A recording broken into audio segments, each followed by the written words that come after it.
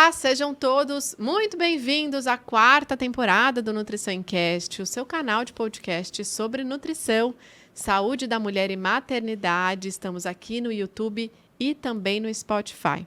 Eu sou Cláudia Banducchi, sou nutricionista e hoje eu estou recebendo aqui no Nutrição em Cast o personal trainer Thiago Paiva, que ele é especialista em exercícios físicos durante a gestação. Vamos tirar todas as dúvidas com ele. Tem muitos mitos com relação à prática de atividade física durante a gestação. Então, a presença dele aqui é super importante. Thiago, eu estou muito feliz de recebê-lo. Eu não trouxe ainda esse tema aqui para o Nutrição em Cast. Já estamos na 4ª temporada. Me sinto até um pouco culpada de não ter trazido esse tema de tamanha relevância e importância. Mas que bom que você está aqui. Seja muito bem-vindo ao Nutrição em Cast. Cláudio, eu agradeço enormemente a chance de estar aqui. Eu lembro da gente ter falado no início, lá no ano passado, e não bateu, porque eu tinha um evento, tinha alguma coisa para fazer, aquela correria. Mas ter esse espaço para você falar de saúde da mulher, maternidade, nutrição, que é um pilar essencial, onde o momento da vida, da fase da mulher, que perpetua, né? Porque uma mulher que gestou sempre vai ser uma mulher no pós-parto.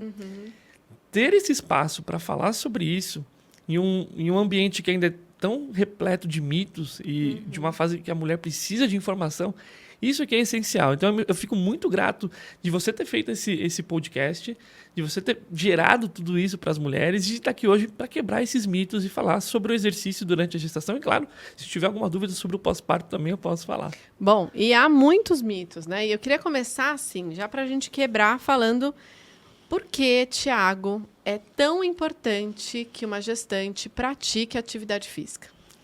Se a gente pensar que a gestação ela vai durar pelo menos 41 semanas, são 280 dias na vida de uma pessoa, na vida de uma mulher. De uma mulher que está gerando uma outra vida. É muito tempo para que ela não use essa janela da gestação como uma oportunidade para a saúde. É muito tempo você parar e pensar assim, não, deixa para depois da gestação. Porque o exercício físico, a atividade física, depois a gente pode falar da diferença dos dois, do que é exercício e o que é atividade, mas ele é um pilar essencial para a saúde. Tem que estar na rotina, assim como a gente acorda, escova os dentes, faz uma refeição, faz o exercício, almoça. É inegociável a gente pensar em um dia sem o exercício físico. É como se fosse um almoço, você não deixa de almoçar.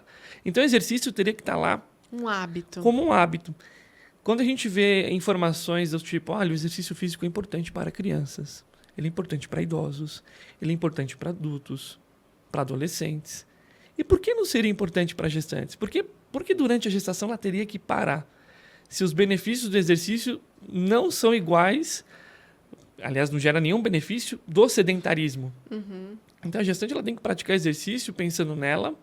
Se ela não praticava antes, é a chance que ela tem para entregar saúde para ela e para o bebê, porque a gente sabe que existem condições e complicações durante a gestação que não ficam só na gestação. Elas podem perpetuar na vida dela e do seu filho, e ainda se for uma menina que ela está gestando, ela pode ser para a próxima geração. Então o exercício ele está ali durante a gestação, mas para toda a vida daquela gestante. O benefício que ela conquista ali, conquistou antes, se ela treinava antes, se ela fazia exercício antes, vai se perpetuar para o resto da vida dela e do bebê, que depois vai ser uma criança, que depois vai ser um adolescente ou adulto, e se for uma menina vai gestar e vai ter todas essas oportunidades novamente. A gente fala que a gestação ela é transgeracional, né, Thiago? Sim. A gente vai passando informações ali positivas e negativas de geração em geração, né? Ouve-se muito, Thiago, e a gente vê isso muito no consultório, que a gente está ali todos os dias com as gestantes, de diversas equipes que acompanham, obstetras e tudo mais, de que, de fato, há uma preocupação maior com relação com que as mulheres se movimentem, se exercitem, principalmente quando essas mulheres eram sedentárias, né? Então, essas mulheres elas não faziam nenhuma atividade física. E aí há muito uma preocupação de começar a colocar essa mulher numa prática de exercício físico. Você quer separar o que é exercício físico e atividade física? Agora. Então vamos, agora. porque eu falo tudo misturado. Quando a gente tem uma atividade física, ela é um movimento. A atividade física é um movimento. Tá. Mas para ela ser considerada ainda atividade física, ela tem que gerar algum tipo de gasto no nosso corpo. Ela tem que ser aquilo que te tira do basal. Então, a gente está aqui, eu gesticulo muito. Isso aqui não é atividade física. Eu tô só me movimentando. Eu tô aqui quase em repouso. Tá. Agora, se você falar para mim, Thiago, vamos ali, vamos caminhar. De vez a gente pegar um carro para ir num restaurante almoçar, vamos caminhando 20, 30 minutos. Isso já é uma atividade física. Nós trocamos algo que não mudaria nada no nosso corpo por uma atividade física. Ou vou colocar um tênis e vou dar uma corridinha. Vou caminhar no Ibirapuera. Isso é uma atividade física. Te tirou do repouso, fez você ter um gasto, fez você sair daquele estado zero. E isso é muito bom. Só que quando a gente fala de exercício, que é o que a gente tem que falar bastante também para a gestante, o exercício ele é planejado. Ele é individualizado. E acho que é a mesma coisa na nutrição. A gente pode falar assim, isso aqui é um alimento saudável. Saudável para quem? Calma. Agora, quando você tem um plano alimentar individualizado, seria a mesma coisa que o exercício. Quantos minutos? Qual a intensidade? Qual o protocolo de exercício? Quantas vezes na semana? Se tem um alto risco, o que a gente tira? O que a gente coloca? O exercício ele tem objetivo. Ele tem planejamento, ele gera resultado. Uma pessoa que fala que sai e vai fazer uma corrida, ela está fazendo uma atividade física. Se ela sai com a seguinte informação, eu vou correr 5 quilômetros na intensidade X, com o objetivo Y, isso é exercício físico. Ela foi orientada. O exercício é orientado. A atividade física é um movimento. É um movimento capaz de reduzir risco de mortalidade, muita coisa, mas não é planejado. É aquela informação populacional. Faça 150 minutos de atividade física por semana. Isso é atividade física.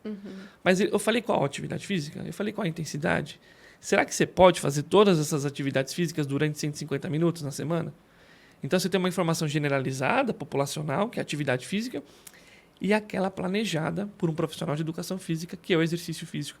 E pode ser no âmbito da reabilitação, da prevenção e do retorno ao exercício, também do fisioterapeuta.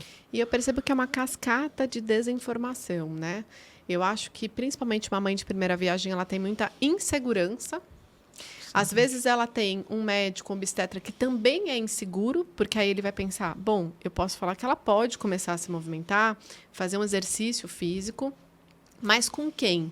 E aí esse receio também de como vai ser, de como é que eu vou incentivar, sendo que ela pode começar a fazer uma coisa que não seria bacana, e aí faz com que todo mundo generalize de que, então vamos deixar essa mulher, principalmente no primeiro trimestre, em repouso, se ela não faz atividade física, para que ela não dê início no primeiro trimestre. Há muito essa consequência de desinformação também, até na nossa área, né? Dentro da área profissional mesmo, que acompanha esse pré-natal, né, Thiago? Sabe que tem uma frase de uma professora que eu fiz o curso dela, é maravilhosa, só xará. Ela chama Cláudia Ehringer, que ela fala assim, que o profissional de educação física não deve ter as mesmas dúvidas que a gestante. E o mesmo para todas as áreas. O obstetra, ele não deveria ter as mesmas dúvidas que a gestante. Ele não deveria ter dúvida sobre o exercício. Claro que o médico ele não prescreve o exercício, né, o obstetra, mas ele orienta. Ele pode orientar o tipo do exercício. Ele pode orientar quantas vezes na semana.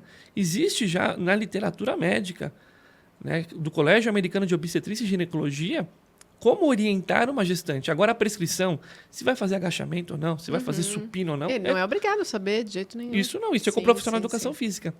Mas orientação e exercício ele é universal. É aquela coisa, a gente sabe que faz bem, você pode ser orientada. Agora, informações um pouco mais especializadas, você deve buscar um profissional que seja referência no assunto, que pelo menos tenha estudado sobre algo que ainda é uma lacuna. A gente hoje tem cursos, temos bons profissionais nessa área. Não se resume só ao Thiago e outros 10. A gente tem bastante profissionais olhando para a saúde da gestante, mas pensando em população, ainda é muito pouco. A orientação chegando na gestante, ela ainda é um pouco vaga. É como um telefone sem fio. Você é especialista, você falou que pode. Mas eu vi aquela influenciadora falando que não pode. E aí, às vezes... perpetua e aí vira uma bola de neve. Mas hoje a gente já tem muito bem na literatura que a gestante deve praticar exercício físico. E deve praticar exercício físico desde antes, se possível, se não, desde o primeiro trimestre. Porque esse é um ponto que a gente vê ainda de bastante discussão no consultório até hoje. Então a gente tem que já quebrar esse primeiro mito, Cláudia. que o exercício físico no primeiro trimestre ele é essencial. E quando eu falo disso, eu não estou falando, não é a minha opinião. Tá lá, o guideline de 2020 do Colégio Americano de Obstetrícia e Ginecologia. Tem uma tabela sobre um resumo do que é o exercício na gestação. O primeiro item, quando iniciar? Antes de 12 semanas de gestação. Quando a gente fala de antes de 12, não é 11. Se ela nunca treinou e ela pegou o positivo, ela olhou e falou, gente, estou gestante. Ela avisa o esposo. E quero começar a me cuidar, quero mudar meu estilo de vida. Talvez ela possa até ir no consultório, claro, vai fazer um exame de sangue, vai ver tudo bonitinho, um ultrassom. Mas ali ela já deveria receber orientação. Olha, amanhã você procura um profissional de educação física. Você já pode começar amanhã. Esse mito do primeiro trimestre está relacionado não ao exercício, mas o momento e a fase em si. Por conta das perdas gestacionais. Que grande parte são perdas relacionadas à genética, cromossomos, enfim. Onde nenhuma medida contra, por exemplo, não faça exercício, mudaria esse desfecho. É uma gestação que provavelmente seria inviável. Ela não iria evoluir, não foi a atividade física, não foi porque ela pegou uma caixa de leite de baixo. Porque rola isso. Cláudia, será que é porque eu subi muita escada? Esse dia estava uma paciente, ela falou, Cláudia, será que foi porque eu comi tal coisa em grande quantidade, tinha muita pimenta? A gente quer uma resposta, né, Thiago? E não tem. Na verdade, normalmente é sem causa aparente mesmo. E quando a gente dá uma resposta, a gente julga uma mulher. Foi porque você pegou uma caixa. Sim. Mas, gente, pegar uma caixa... Foi porque você estava tomando banho quente. E eu acho que tem que quebrar um pouco disso, porque aí coloca de que, mas se eu não colocar atividade física, vai aumentar as minhas chances? Não, é o inverso. Se você fizer atividade física, vai fazer com que você aumente as chances dessa evolução de gestação. Se a gente pensar no primeiro trimestre, que a gente tem ali a formação da placenta, ela tem que se fixar, ela tem que receber vasos sanguíneos. Não adianta receber tem que receber bastante. Não adianta ser bastante, ele tem que ser bom. E para ele ser bom, tem que chegar sangue também. O que o exercício físico faz? Ele aumenta a angiogênese, ele melhora a função endotelial, que é a função do vaso, e ele aumenta a circulação uteroplacentária. Se você para e pensa de uma forma fisiológica, por que tem gestante parada no primeiro trimestre? Se ela precisa de tudo isso. E o exercício pode dar. Diferente do sedentarismo. O sedentarismo, ele piora a qualidade do vaso. Ele é uma condição de... Se há o sedentarismo e a obesidade, é uma condição de inflamação que é totalmente negativa. O sedentarismo hoje, a falta da atividade ou do exercício físico, não é compatível com a gestação. E eu percebo, Thiago, que quando essas mulheres elas têm essa orientação de parar a atividade física, isso também vai ser uma avalanche de consequências. Sim, claro. Então, essa mulher ela tem uma alteração muito grande hormonal, ela fica muito mais vulnerável, ela não tem tanta liberação de hormônios de bem-estar, aí ela começa a comer muito mais doce, ela começa a buscar muito mais carboidrato simples, ela começa a ter problema no funcionamento intestinal, porque perde o peristaltismo que a atividade física traz. Então, você começa a ter vários... Fora que parece que o primeiro trimestre ele é interminável, porque eu acho que a gente para tanta coisa para conseguir chegar nesse primeiro morfológico que ele fica distante, né? Então, ele fica pesado. Então, eu percebo que... Eu falo, gente, mas esse é o problema. Vocês começam a ter várias mudanças de comportamento, várias mudanças de estilo de vida que vão desencadeando tantos outros problemas desse primeiro trimestre, né, Thiago? Você falou pontos muito importantes. A fadiga, a constipação, o estresse, a qualidade do sono, a ansiedade. Imagina uma gestante que praticava exercício, praticava crossfit, que é uma comunidade. Mulher? É uma comunidade o crossfit, a corrida de rua, a musculação. Você cria um ambiente ali onde todo mundo está se preocupando e você faz amizade, você marca horário. E de uma hora para outra, você tem que esperar 12 semanas para voltar. 12 semanas. Gente, são 3 meses. Quase 90 dias ali. 90 dias reduzindo drasticamente o exercício dela. O que isso gera? Descondicionamento físico. Perda de massa muscular. Pode gerar também ansiedade. Sim. A inatividade, a redução drástica da atividade física durante a gestação em si já é um ambiente propício para eventos de trombose. Não fazer exercício que é o pior, né? Se reduzir a atividade física ainda ok, mas não fazer exercício, estar num estado de inatividade, aumenta o risco e aumenta a chance para um evento de trombose. Então é uma cascata quando você deixa uma gestante em repouso total ou restringe, principalmente aquele exercício dela, número 1, por exemplo, a corredora de rua, que é um grande mito, né? A gestante não pode correr, ela pode correr, com orientação, fisioterapeuta pélvica, profissional de educação física especializado, nutricionista especializado. Você tira a corrida de rua de uma gestante que já corria antes, muitas vezes ela pode deixar de fazer a musculação. Porque a musculação para ela não era a modalidade número 1. Ela ia lá para fazer o famoso fortalecimento. Ela ia lá para cumprir uma regra da corrida. Prevenir lesão, melhorar a performance. Ai, não vou mais correr. Perde a vontade de fazer a musculação. Vai menos. E aí é ladeira abaixo. E ela começa a sentir falta dessas produções de hormônios de bem-estar, né? E aí ela vai buscar isso em outras coisas, né? Vai ter outras consequências com relação a isso.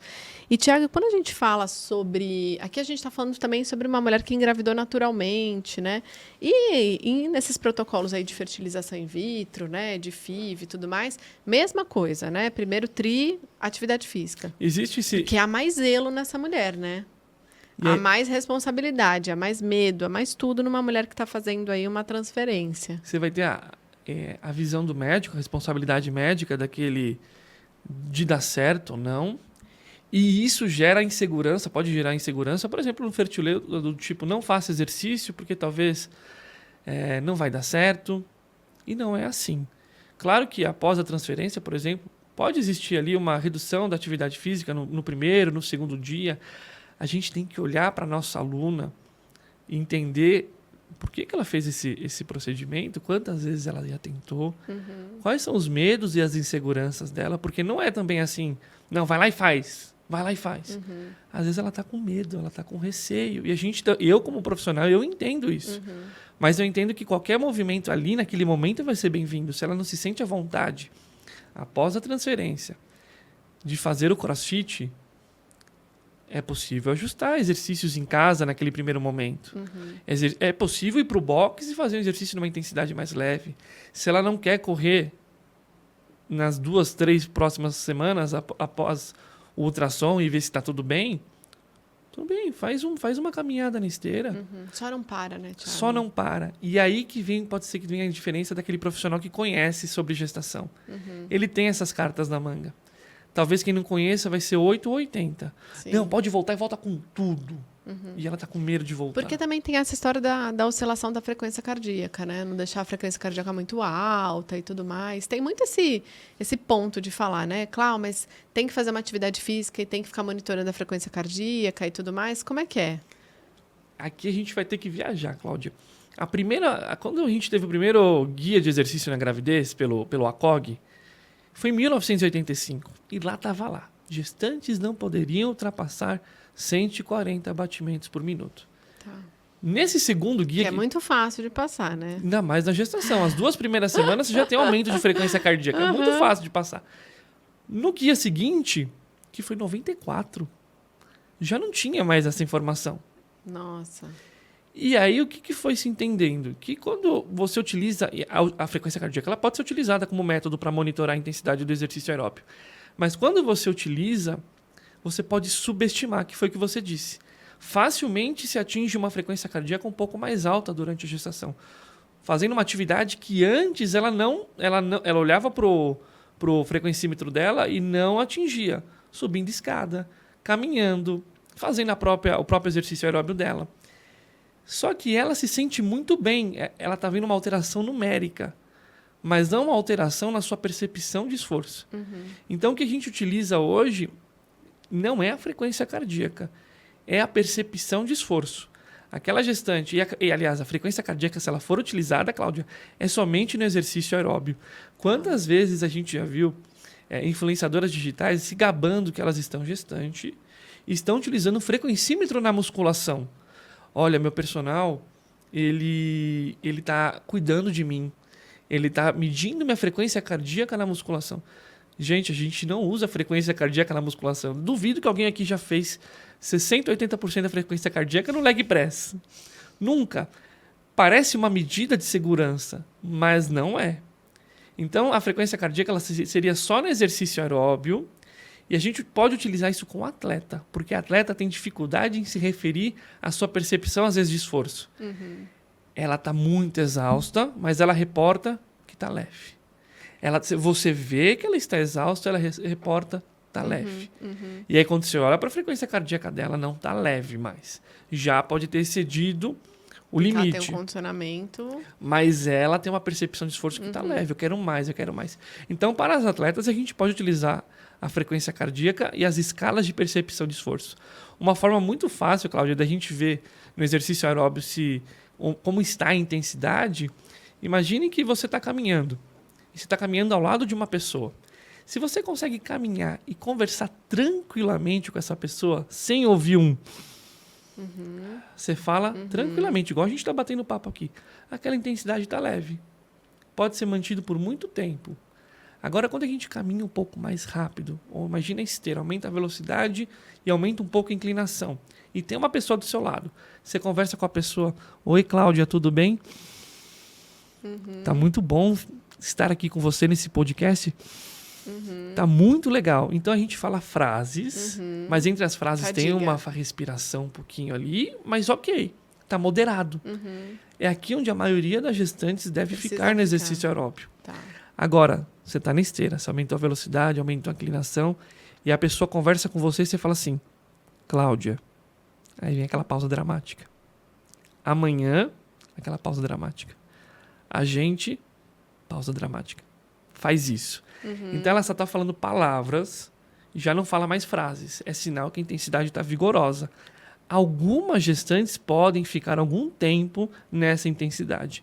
Atletas que necessitam manutenção de performance. Algo muito individualizado aqui. Não é populacional isso. E quando você não consegue falar mais nada durante o exercício aeróbio, é só por gestos, é sinal que você chegou na intensidade máxima. E aqui não é recomendado para gestação. E você falou sobre várias atividades físicas aqui diferentes, né? Exercícios físicos. Olha eu errando, né? Exercícios físicos diferentes. Mas também rola muito de que o ideal é essa gestante fazer um pilates, é legal com que essa gestante faça uma natação ou uma hidroginástica. Não é bem assim. Não é a gente que vai determinar qual atividade física que essa gestante vai fazer.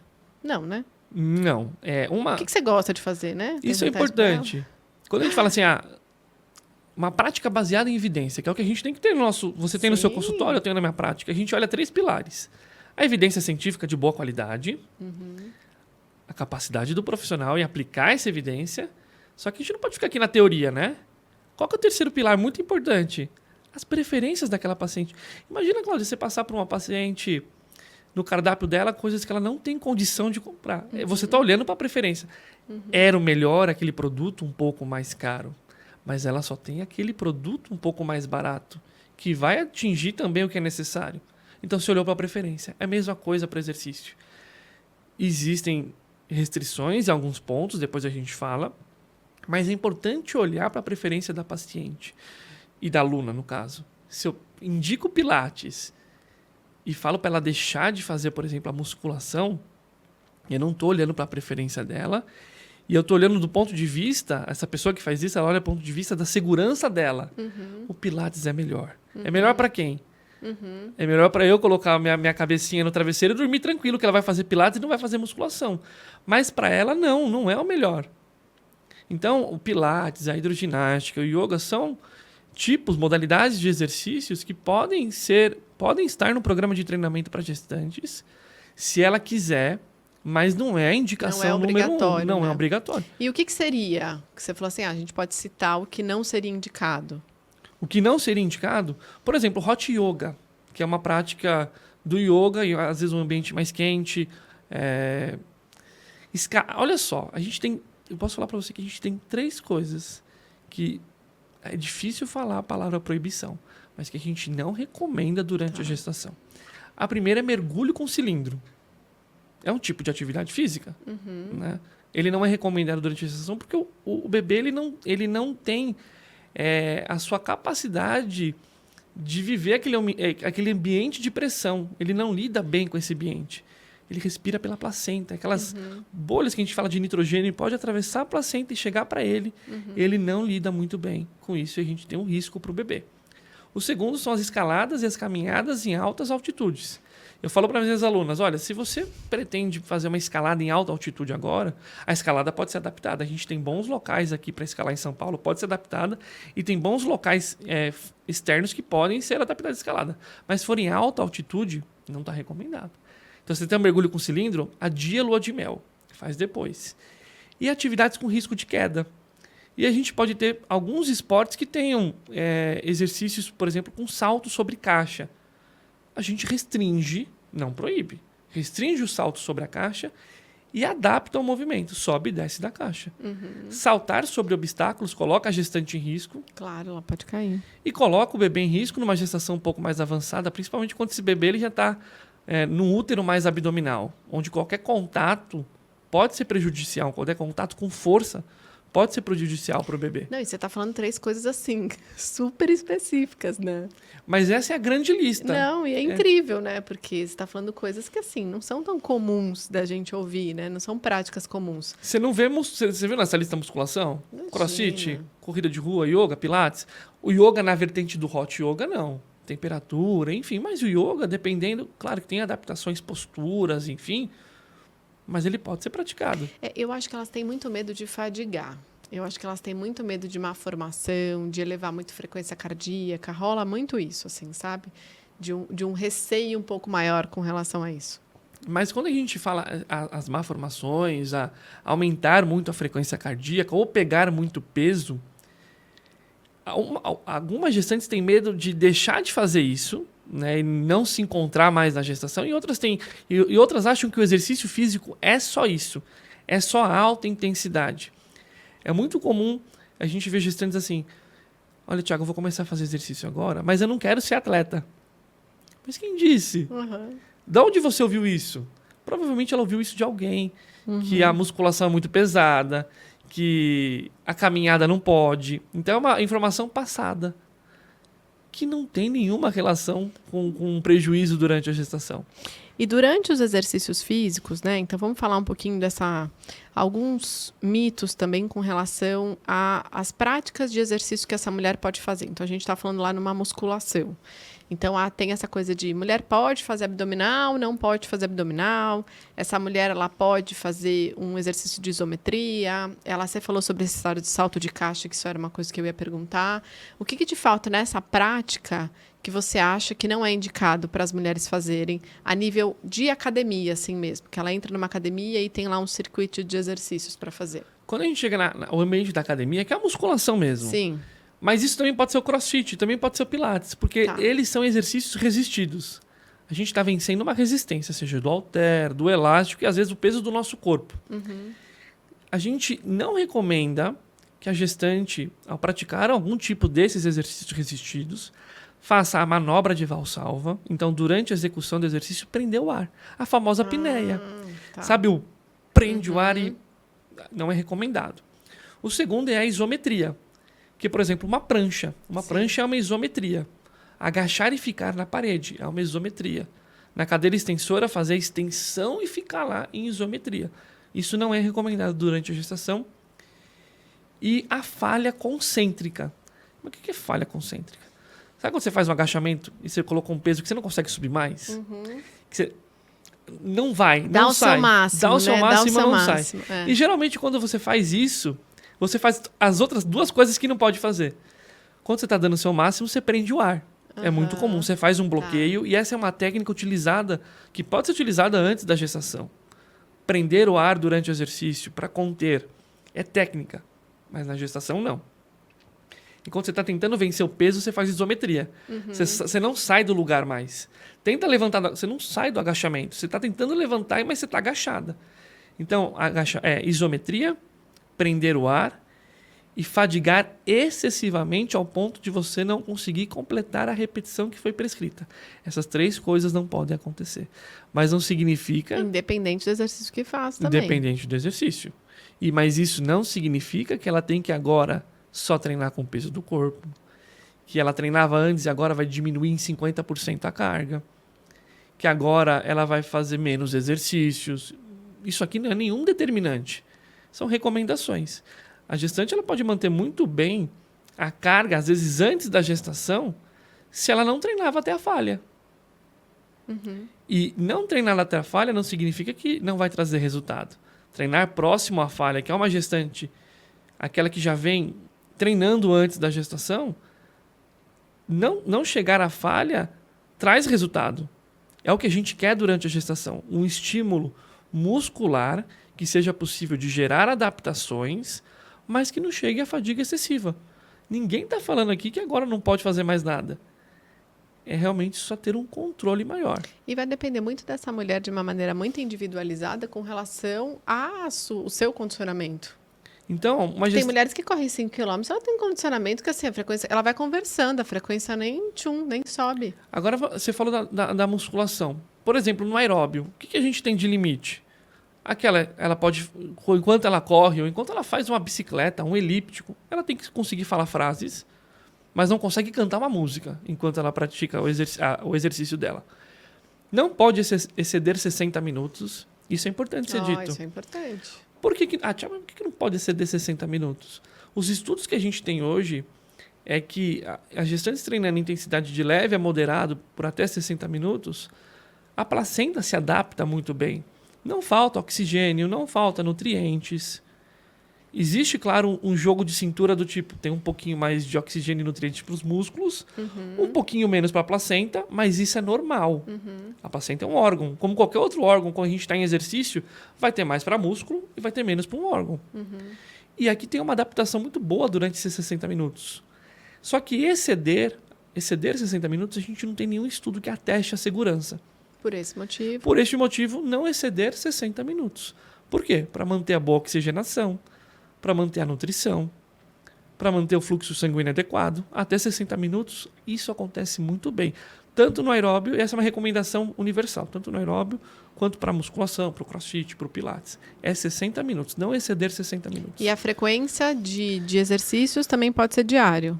A frequência A frequência de 3 a 4 vezes por semana é o mínimo recomendado. Tá. É o mínimo. Agora vamos pensar naquela gestante que nunca praticou exercício, que pode ter uma aversão ao exercício, ao ambiente da academia.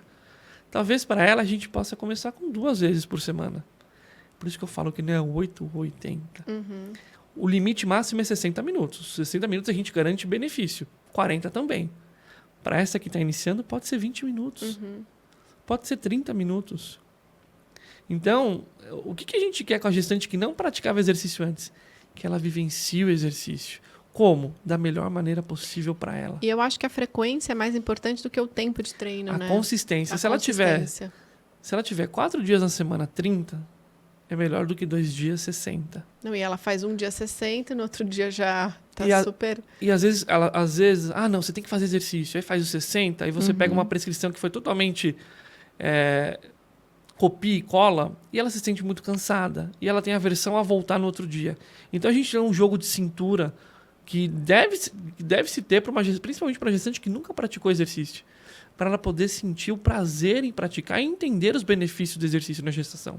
E a gente estuda muito gestação, né? Eu na minha área da nutrição, educador físico, e a gente vê o quanto... né, o ambiente onde esse bebê, né, que a gente chama de epigenética na área da saúde, né, o quanto o estilo de vida dessa mulher vai ser a influência principal na saúde dessa gestação, né? E aí entra muito nesse equilíbrio de atividade física e cuidar do estilo de vida, que é atividade física, qualidade de sono, né, regulação do estresse, né, alimentação, suplementação, enfim, vai fazer com que vocês consigam alcançar essa gestação que vocês estão tanto querendo, né? Então, tem que também ter todo esse enlace para que a gente evite intercorrências. Porque a atividade física é um dos protocolos que a gente lê quando a gente está com uma gestante com diabetes gestacional ou com risco aumentado de pré-eclâmpsia. Gente, está escrito lá, para fazer atividades físicas com regularidades, né? A atividade física ajuda muito no controle glicêmico, ajuda muito na prevenção de pré-eclâmpsia, não é? Quando a gente olha, e aí vem a cereja do bolo, Cláudia, mais uma vez a gente tem que voltar para o primeiro trimestre. Os estudos, as revisões sistemáticas, elas apontam que a gestante ela tem que fazer exercício desde o primeiro trimestre. E tem um a mais. Parece que começar uma intervenção precoce, então uma intervenção precoce é o primeiro trimestre. Ela aumenta os benefícios na redução de risco. Então, começar o exercício... eu estou falando começar, não estou falando de manter. Aquela que já fazia exercício, ela tem um aval vezes 2 para continuar. Mas começar... tem o melhor controle do ganho de peso. O melhor controle de ganho de peso, a gente já pensa em o que não controlar gera. Pode gerar o aumento excessivo da resistência à insulina, pensando que a gestação já é um momento de resistência à insulina no segundo e no terceiro trimestre. Ela pode piorar a qualidade desses vasos e ter um risco maior para ter uma pressão arterial aumentada durante a gestação. Então, o controle do ganho de peso, ele é, aliás, pensando em dores também articulares, ele é muito importante. Os benefícios são maiores iniciando no primeiro trimestre. Reduzir o risco para diabetes gestacional. Iniciando no primeiro trimestre é maior essa redução de risco, porque é uma intervenção precoce. Porque tudo anda junto. Você está controlando o ganho de peso, você está melhorando a sua composição corporal, massa muscular. O músculo é um órgão. Ele é um órgão que sinaliza diversas coisas. E ele atua como uma esponjinha. Eu falo que o músculo ele atua como uma esponjinha. Ele pega o açúcar e tira em excesso do sangue. Tira em excesso do sangue. Mas a gente tem que ter uma boa célula muscular. A gente tem que ter músculo para isso acontecer. A gente E eu vou tem que ter falar para estímulo. você. A gente fala muito de diabetes gestacional, a gente pensa muito naquela mulher obesa. Eu tenho muitas pacientes que desencadearam diabetes gestacional, ao meu ver, muito por conta de baixa quantidade de massa muscular. É aquelas mulheres muito magrinhas, né? Então, aquelas mulheres bem magrinhas com uma quantidade de massa muscular bem baixa. É um fator de risco e aumenta-se na gestação por conta de diabetes. É um fator. E o músculo é um grande órgão Ele endócrino. não tira essa glicose, né? Então, você não tem o que abastecer. A quantidade de musculatura está muito baixa. Então, precisa colocar essas mulheres, principalmente muito magras, em fazer uma musculação para ganhar massa muscular, para ajudar nessa regulação, principalmente no segundo e no terceiro tri, né? Ainda lá no primeiro trimestre, os riscos, praticando exercício, os riscos são menores de desenvolver distúrbios hipertensivos.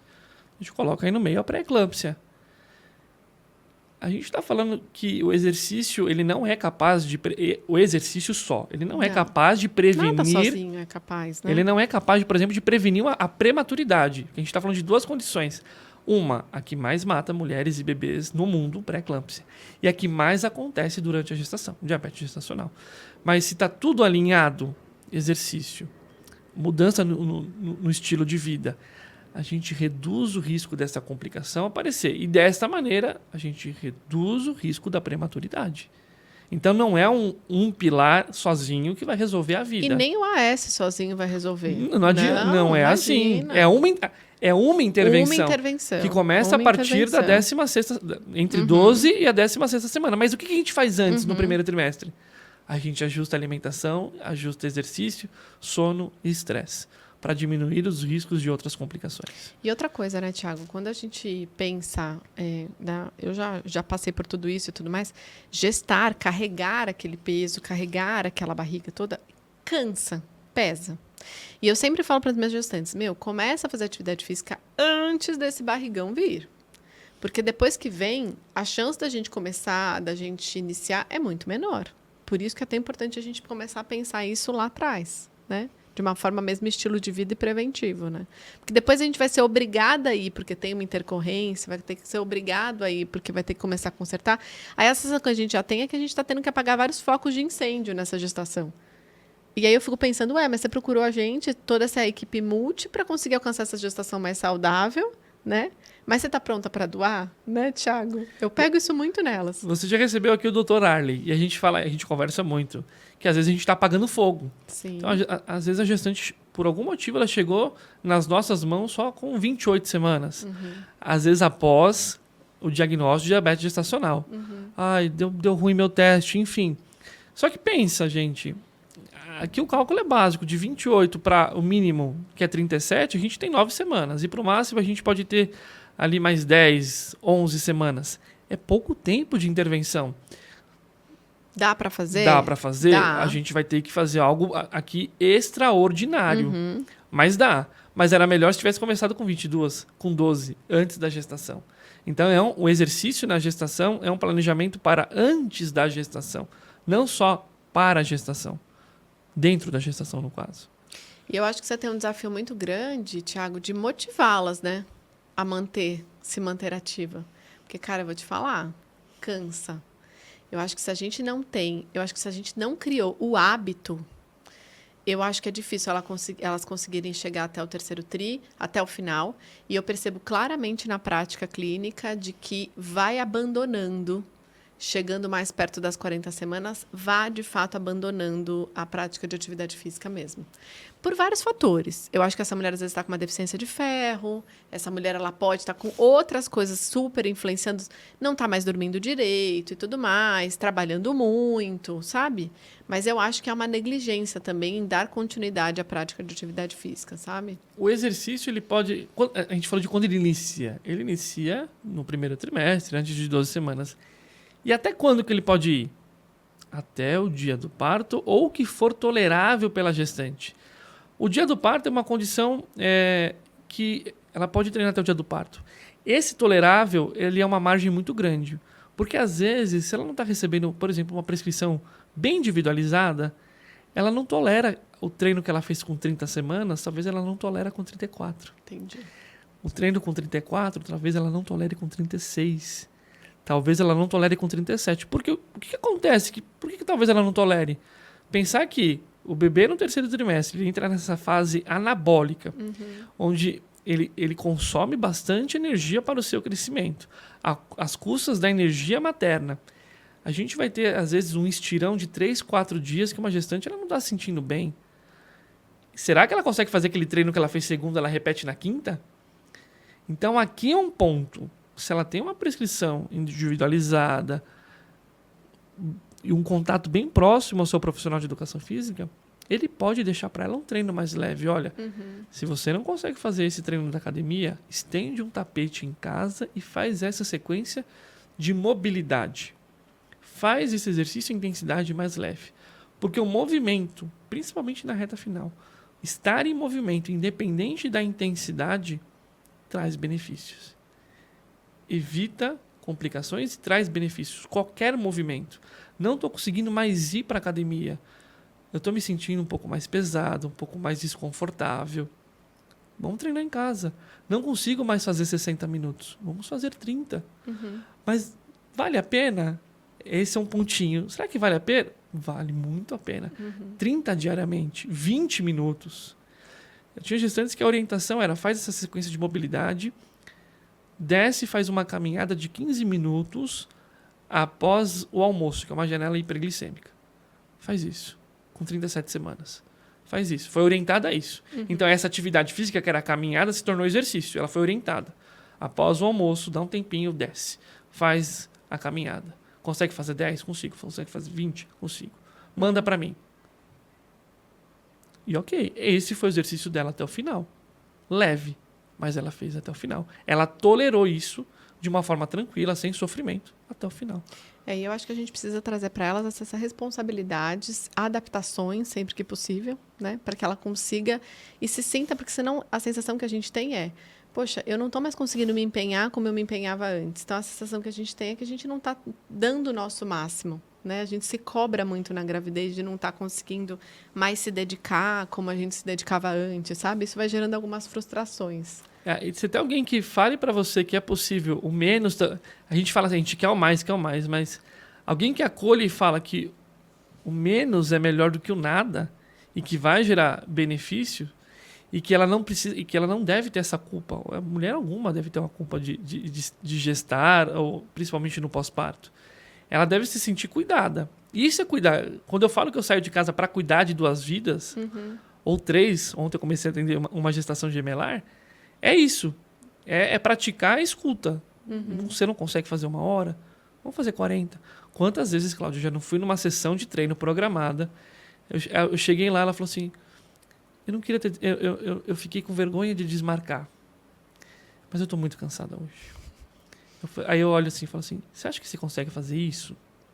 Um exercício leve de mobilidade. Você acha que a gente consegue ficar 10 minutinhos na esteira? Quando você vai ver... Não, e depois aquela sensação de bem-estar. Quando que você vai vem, ver, ela falou, eu acho que eu valeu a consigo pena. pegar um peso. Aham. Aí no outro dia, não, isso foi maravilhoso, foi muito bom, porque eu tava preocupada com... Às vezes não tinha nada a ver com o corpo. Eu tava preocupada com isso, com aquilo, com aquilo.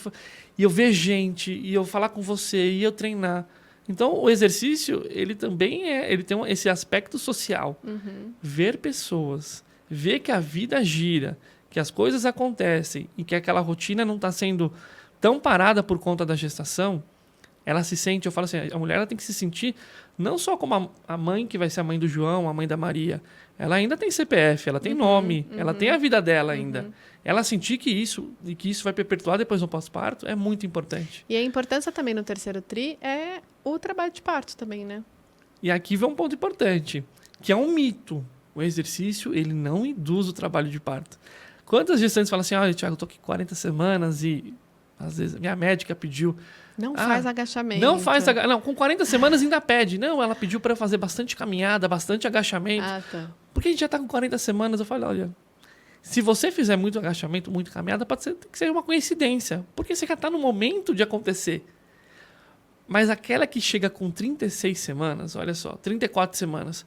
Ai, Thiago, fui na médica hoje, ela viu que meu bebê já está encaixado. Mas tá tudo bem, né? Grande parte dos bebês nessa idade gestacional já estão com a posição cefálica.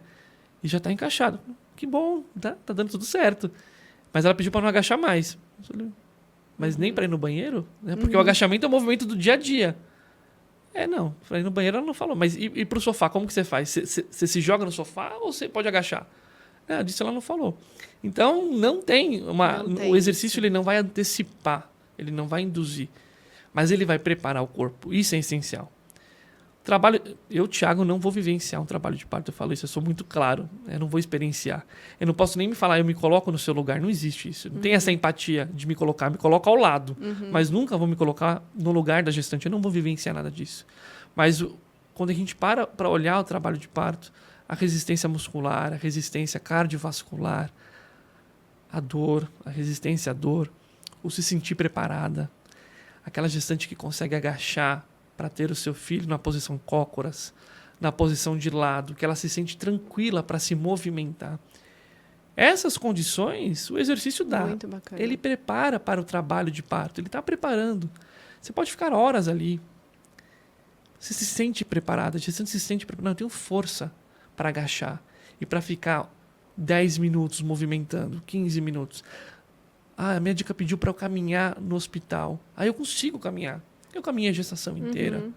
Então ela se sente preparada. E ela tem um preparo fisiológico. Eu não estou falando desse aspecto do tipo, eu só me sinto. Não, o corpo está preparado. Tem massa muscular. Tem resistência cardiovascular, cardiorrespiratória. Então o exercício ele está preparando para o parto. E eu acho que isso é importante também, porque há muito desse encontro da mulher, desse encontro no pós-parto dessa mulher, né?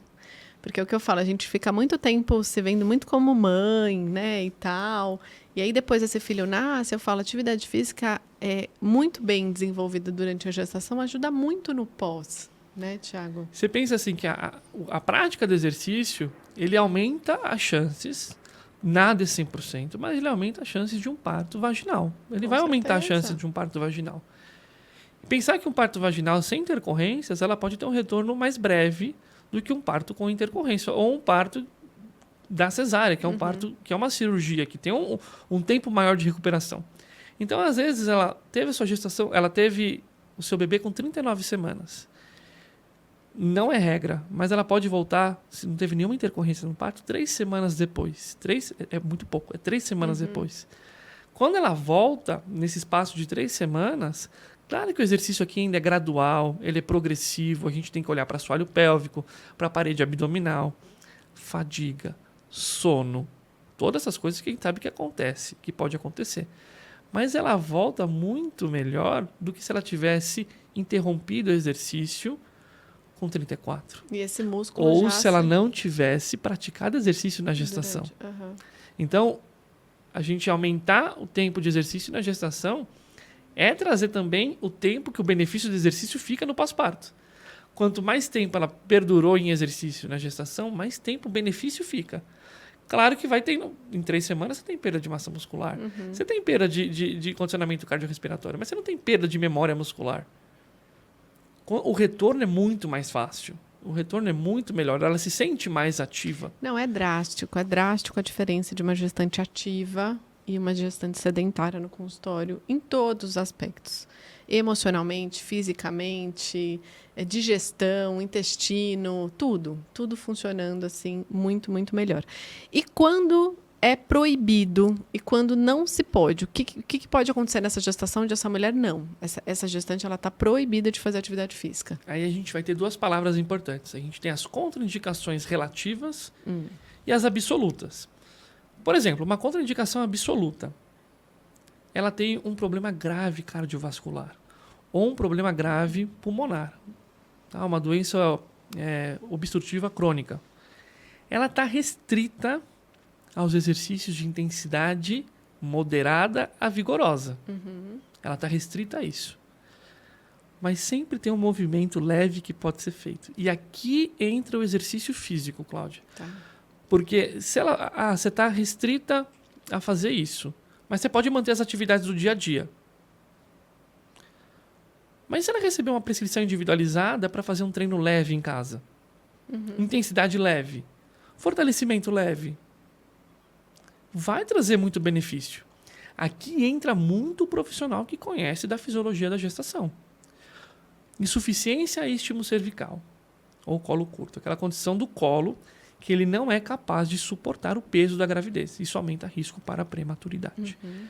Nos guidelines, contraindicação absoluta. Em exercícios de intensidade moderada a vigorosa.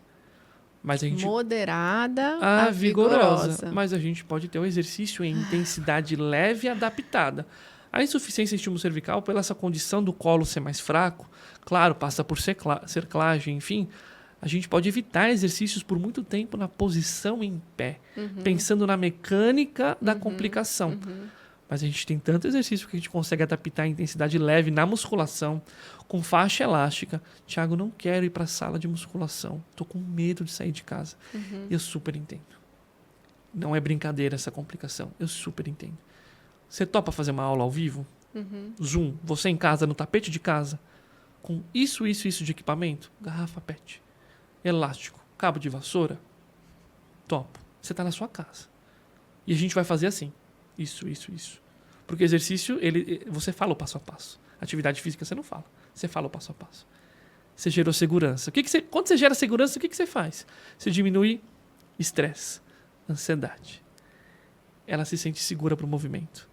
E qual que é o papel do exercício físico em uma gestação de alto risco? Não sobrepor outras complicações. Ela tem insuficiência isquio cervical. Muito provável que o nível de atividade física dela, de exercício, caia. Sim. Quando isso acontece, a gente aumenta o risco para aumento da resistência à insulina. A gente tem o risco para eventos de trombose. O descontrole no ganho de peso. A gente já não tem mais uma atividade física e um exercício controlado aqui. O que a gente faz com o exercício adaptado? A gente reduz esses riscos. A gente não quer colocar mais uma complicação. Imagina insuficiência isquio cervical com também um aumento excessivo da resistência à insulina, virando lá na frente uma diabetes gestacional. Então, o exercício adaptado ele vem para não sobrepor e para não colocar outras... para não deixar com que essa gestante tenha outras complicações ou reduzir o risco de outras complicações. E, algumas vezes, tratar junto as complicações. Eu acho que hoje em dia as mídias sociais, elas ajudam e atrapalham em vários aspectos, né, Tiago? Sim. Então, assim, eu vejo que eu brinco muito com elas e falo, toma muito cuidado com quem você segue, com quem que você se compara, né? Que são realidades diferentes, principalmente nessa retomada do corpo, né? A gente já está no pós-parto, então, assim, essa retomada do corpo, fala assim, mas fulana saiu da maternidade já usando a calça jeans que ela tinha no pós-parto, né? Há muito também essa preocupação e esse fanatismo, essa ansiedade dessa volta do corpo e tudo mais, que, Tiago, olha o tempo de mudança que essa mulher levou e olha como é que vai ser essa retomada, né? Então, eu acho que isso também é um ponto importante para a gente conseguir trabalhar com elas, né? Eu vou trazer um assunto que às vezes é um pouco polêmico, que é a diástase abdominal. Hoje a gente tem diversos, eu não posso nem talvez chamar de profissionais, mas diversas pessoas vendendo programas para fechar uma diástase ou para prevenir uma diástase na gestação. Mas a diástase, você gestante que está ouvindo, a diástase ela vai acontecer na gestação de forma fisiológica. Há uma separação dos músculos retos abdominais por conta do crescimento do útero e a acomodação dele lá dentro. Não tenho para onde ir. Mas ainda não é muito explicado esse mecanismo. A gente está olhando assim de um ponto de vista fisiológico. Tá? Não é muito explicado realmente por que acontece. A gente vê que é o volume abdominal e as adaptações da gestação. 100% das gestantes terão a diástase abdominal no terceiro trimestre de gestação. 100%. 100%. Só que, até em um ano, 60% dessas mulheres, sem nenhum tipo de intervenção, podem retornar ao seu abdômen pré-gravidez. Então, você vai ter mulheres, às vezes, que são impactadas com uma propaganda do tipo, fecha agora a sua diástase, ela está com 1 mês de pós-parto. Onde o útero está involuindo, e vai demorar muito tempo ainda, ele está involuindo. Está voltando. Essa musculatura, ela foi estendida ao longo da gravidez. Ela não estava no seu melhor ambiente de contração. Ela está enfraquecida, o reto abdominal está enfraquecido. E ela é pega assim, ó, pum, protocolo, R$2.000, R$3.000, fazendo exercícios. Exercício é muito bom. E essa musculatura aqui, né, Thiago? Isso, aqui da frente. Essa musculatura da frente que ela afasta. Ela afasta. Expande. Só que sem exercício, a gente está falando de assim, sem intervenção, volta ao estado pré-gravidez. Porque era fisiológico. Afastou e parece ser fisiológico retornar. O que pode aumentar as chances, por exemplo, é o descontrole do ganho de peso durante a gestação. Talvez piore esse retorno no pós-parto. Sim. Mas não existe essa necessidade tão rápida de se resolver algo que pode ser resolvido sozinho. E existe ali, e ali se cria uma ansiedade para se resolver, um investimento que às vezes não é necessário, e um medo e um terror, às vezes, que impacta na gestação. Então eu vou comer menos. Então é olhar para aquela mulher com aquele abdômen perfeito no pós-parto, ou aquela mulher que, olha, estou no eu vou ter que falar mês, eu falo muito semana, mas é difícil falar. Eu estou no 9º mês e minha barriga nem cresceu. E aquela mulher que teve que a barriga... Isso é cruel também, cresceu um pouco mais. Mas cada barriga é uma. Cada barriga é uma. Se tem uma coisa que a gestante tem que ficar em paz, é com a barriga dela. As pessoas deveriam olhar para a gestante e falar assim, parabéns pela sua gestação, que linda a sua barriga. Porque ali está gerando uma vida. Não é do tipo, nossa, olha, com 20 semanas minha barriga estava maior do que isso. E aí vai lá na consultoria online comigo, Thiago, será que tem alguma coisa errada com a minha barriga que ela não está crescendo? Será que meu bebê não está crescendo? Será Ontem, por sinal, uma paciente falou isso para mim. Né? Ela falou, nossa, as pessoas olham para mim e falam, tem certeza que não são gêmeos? Né? Você está com uma barriga tão grande e tal, será que está tudo bem mesmo? Mas isso é ignorância, Thiago. Demais. Isso é uma ignorância sem... Eu acho que a gente tem que olhar para isso, de fato, relevar, porque... Mas gestante, infelizmente, a gente não precisa perguntar, a gente não pergunta a opinião alheia, as pessoas dão. Eu nunca vi. E com criança pequena também, eu nunca vi. As pessoas falam mas eu não perguntei, eu não pedi sua opinião sobre esse assunto. Eu não quero, né? Não, guarda para você. Parece que está todo mundo dando esse sentido ali de querer dar uma opinião sobre a nossa gestação. Tiago, foi muito enriquecedor receber você aqui. Muito, muito, muito. Eu queria até que você colocasse aqui, deixasse um recadinho, uma mensagem para essas gestantes que querem ter essa rotina, que querem, poxa, Cláudia, não fiz nada até agora, independente da semana gestacional que eu tô aqui acompanhando, tô assistindo, quero começar. Fala incentive essas mulheres, Thiago, né? Vamos colocar elas, vamos incentivá-las nesses exercícios, né? Nessas práticas. Olha, Cláudia, eu falo que a gestação ela dura o tempo suficiente para tornar uma mulher que era sedentária em ativa. Dura bastante, parece pouco, mas dura bastante tempo. E o ponto importante do exercício é que ele pode ser iniciado a qualquer momento da gestação, desde uma intensidade um pouco mais leve e depois ela consegue progredir para o moderado. O exercício da preferência dela, ela consegue, se ela tiver um profissional que seja capaz de adaptar esse exercício, mas o exercício ele não pode ficar para depois. A minha maior motivação é comece, mesmo que seja pouco, mesmo que seja 2 vezes por semana. Cria o hábito, mesmo que seja 20 minutos, mesmo que você faça atividade física. Coloque, se você anda de ônibus, por exemplo, desça 2 pontos antes e vai caminhando. Gestante pode subir escada. Se você trabalha no 10º andar, sobe de escada até o 4º e depois você pega o elevador até o 10º, porque não basta a gente só falar do sedentarismo, que é não fazer exercício. A gente também tem que combater o comportamento sedentário, que é muito tempo sem fazer nada. Então, se ela conseguir, aos poucos, ir colocando a caminhada, se ela conseguir frequentar uma musculação. E algo muito importante, os riscos do exercício, eles são muito menores quando se comparado com os benefícios. Até aquela gestante que hoje está na sala de musculação e ela não recebeu nenhuma individualização, mas ela está lá praticando exercício, ela está colhendo muito benefício. Se tiver um profissional, referência, especializado, é bom. Mas praticar exercício, ele é inegociável. Você não pode deixar de fazer exercício porque você não tenha um profissional. O exercício, ele está acima. Os benefícios estão acima, porque quando a gente fala dos riscos de não fazer exercício, esses sim são grandes. O problema do exercício na gravidez é Cláudia, é a falta dele, sem dúvida. E eu acho que elas têm que se preparar para essa doação, né? Então, a maternidade vai exigir essa doação e a atividade física entra como um dos pilares para elas alcançarem. Obviamente que todas querem uma gestação saudável, que elas consigam alcançar os objetivos, que tenham uma gestação tranquila, sem intercorrência, de sucesso. E a atividade física faz parte desse estilo de vida, desse pacotão, né? De exigências que elas vão ter, que tá tudo junto. Tá tudo junto. Não adianta só consumir, só comer coisas orgânicas, ter o melhor suplemento do mercado. É o estilo de vida todinho, né? O melhor suplemento não compara a melhor alimentação. De jeito nenhum. A gente não tem uma pílula para o exercício hoje, não então tem. A gente vai ter que fazer exercício, vai ter que comer bem. E claro que vai ter os adicionais, a suplementação, enfim, que isso tem que ter, mas o básico... Ontem eu vi uma frase, Cláudia, que é: as pessoas extraordinárias, elas fazem o básico todo dia. Elas repetem o básico todo dia. As pessoas extraordinárias, elas levantam, elas tomam café da manhã. Antes disso, às vezes, elas já fizeram exercício, elas leem um livro, elas trabalham, elas almoçam.